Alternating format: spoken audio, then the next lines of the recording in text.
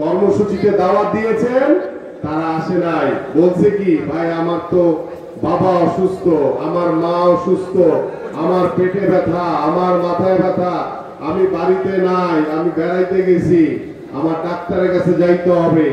আপনারা কি সেই লোকগুলোকে সদস্য নবায়ন করতে চান? আমরাও চাই না। যারা দিনে বিএনপি করেছে, রাতে আওয়ামী লীগ করেছে, আওয়ামী লীগের সাথে আত্মীয়তা করেছে, আওয়ামী লীগের সাথে ছবি তুলেছে নিজের পিঠকে বাঁচানোর জন্য, আছেন এরকম লোক? তাদের কোন সদস্য নবায়ন করার যোগ্যতা নাই, তারা কেউ সদস্য নবায়ন করতে পারবে না।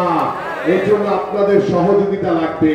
কারণ ওই যে স্বৈরাচারের দোষর বা সুবিধাবাদী লোকগুলো আপনাদেরই কারো হাত ধরে চেষ্টা করবে একটি সদস্য নবায়ন করা যায় কিনা, যে এটা দিয়ে কোন রকম বেঁচে যাওয়া, এটার কোনো সুযোগ নাই আমাদের এখানে।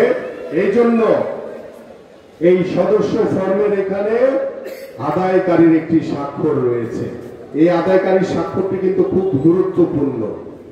যিনি আদায় করবেন তাকে যদি ওই আদায়কারীর স্বাক্ষরে কোনো দোষরের, কোনো সুবিধাবাদীর, কোনো আওয়ামী লীগের দালালের বা আওয়ামী লীগের সাথে যারা রাতের অন্ধকারে ব্যবসা করেছে, আত্মীয়তা করেছে, যাদের আওয়ামী লীগের সাথে ছবি আছে, এমন কেউ যদি সদস্য নবায়ন করে, তাহলে সেই আদায়কারীকে দায় দায়িত্ব নিতে হবে।